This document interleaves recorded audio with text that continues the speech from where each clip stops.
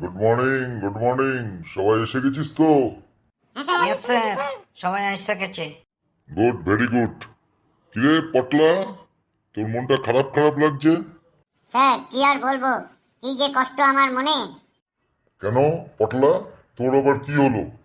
এই গরমে কি খুব কষ্ট হচ্ছে? স্যার তেমন কিছু নয়। স্যার কাল আমার দাদু, যার বয়স 80 বছর, উনি আম গাছের উপর উঠেছিলেন, ওখান থেকে পড়ে যান। ওহো, খুব দুঃখের কথা। তো দাদু এখন কেমন আছেন? স্যার দাদু পড়ে গিয়েছেন, পড়ে যাওয়ার পর ওনার মাথাটা ফেটে যায়। আমরা ওনাকে সঙ্গে সঙ্গে ডাক্তারখানায় নিয়ে যাই, কিন্তু ডাক্তারবাবু ওনাকে কোনো ওষুধ দিলেন না। কোনো রকমে মাথায় ব্যান্ডেজটা করে বললেন, পাগলের হসপিটালে তাড়াতাড়ি নিয়ে যাও। সেটা আবার কি রে? এটা আবার কেমন হলো?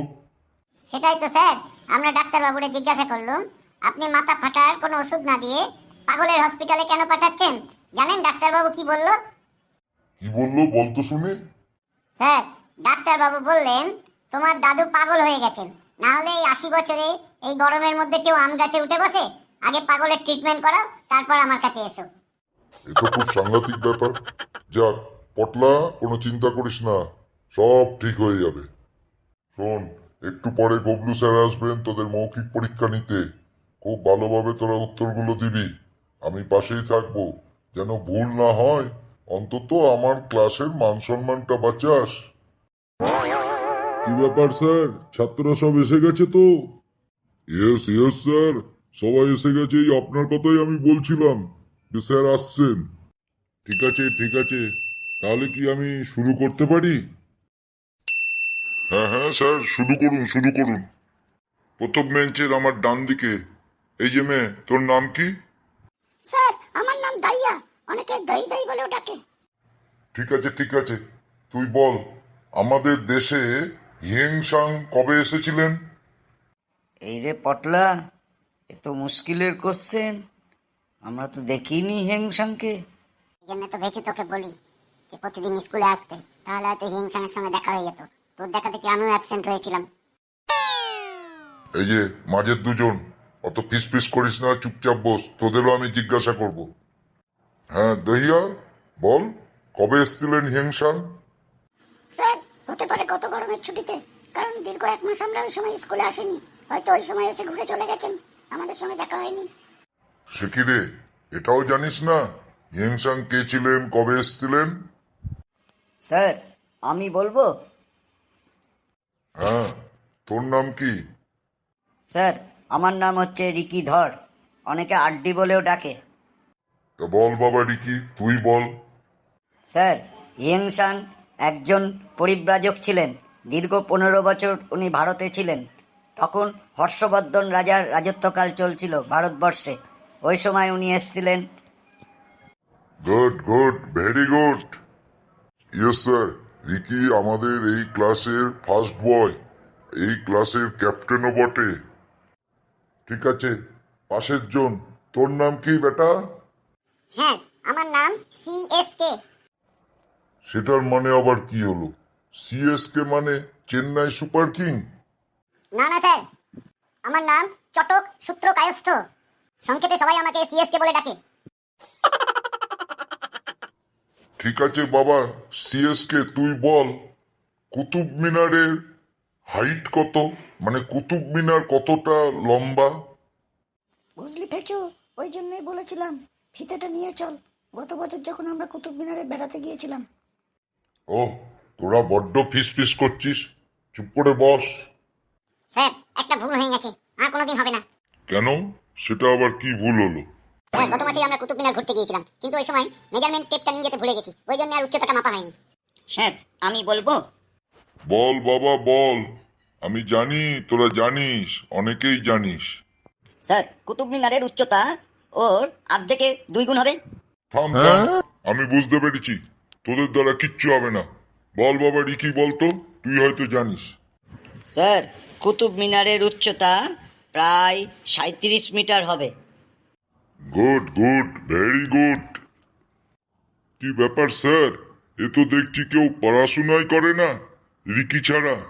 বাকিগুলো তো এক একটা সেই জানোয়ার। ঠিক আছে স্যার, আমি ওদের তৈরি করে দেবো, কোনো রকম সমস্যা নাই। ঠিক আছে, তোদের মধ্যে কেউ একজন কোনো একটা জীব জন্তু বা জানোয়ার নিয়ে একটা রচনা বল। স্যার আমি বলবো।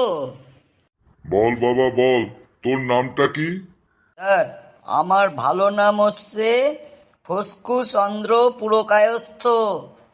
আমাকে সবাই ফসু ফসু বলে ডাকে।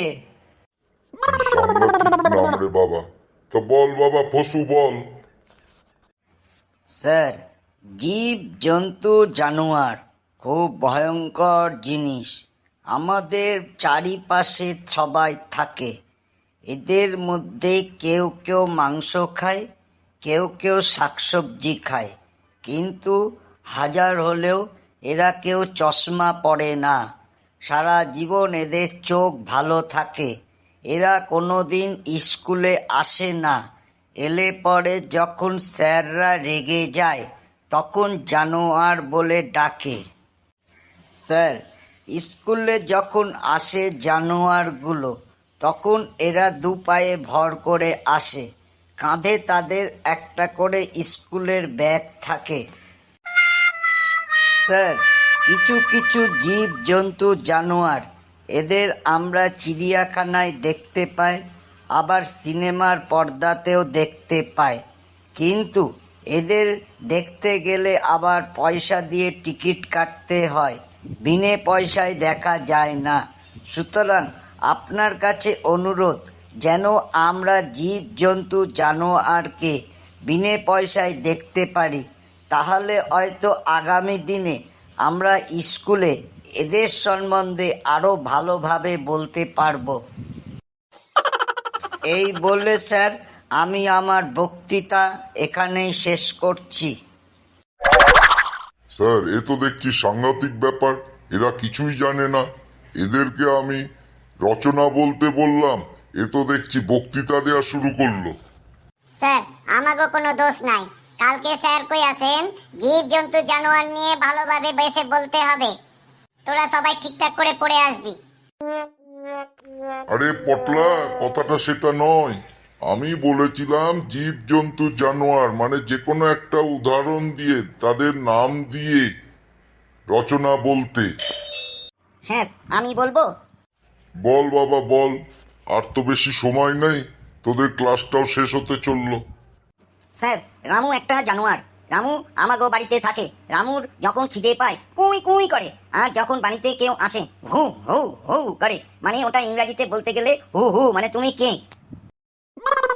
স্যার রামু সকালে উঠে পাউরুটি খায়, দিনে সবজি ভাত আর একটু চিকেন স্টু দেওয়া হয়, আর রাত্রে ওকে ওই সেম চিকেনের কিমা করে দেওয়া হয়। প্রচন্ড সাংঘাতিক। রামু সাদা কালারের, ওর একটা লেজ আছে, দুটো চোখ আছে, আর 4টে পা আছে, গায়ে পুরো লোম ভর্তি। স্যার রামুকে শেকল দিয়ে বেঁধে রাখা হয়, কারণ নতুন কেউ দেখলে প্রচন্ড ঘ্যাঁ ঘ্যাঁ করে। একবার তো আমার এক বন্ধুকে কামড়েই দিয়েছিল। হ্যাঁ ঠিক আছে, অনেকটা মনে হচ্ছে রামু তোদের বাড়ির পোষা কুকুরটার নাম। কিরে মেয়ে, তোর আবার কি হলো? হঠাৎ কান্না শুরু করলি কেন? বাড়ির জন্য মন খারাপ লাগছে নাকি? না না স্যার, কি বলবো, রামু আমার কাকার নাম। ও তো দেখছি আমার কাকাকে কুকুর বানিয়ে ছেড়ে দিল। আরে কান্নাকাটির কিছু নেই, এক নামে অনেকজন থাকে, ওর জন্য কোনো কান্নাকাটি করবি না। রামু তোমার কাকা, কাকাই থাকবে। ঠিক আছে স্যার, কোনো সমস্যা নাই। ঠিক আছে, আজকে এখানেই শেষ করছি। আর তোরা আরো ভালোভাবে পড়ে আসবি। আমি আগামী সপ্তাহে আবার আসবো।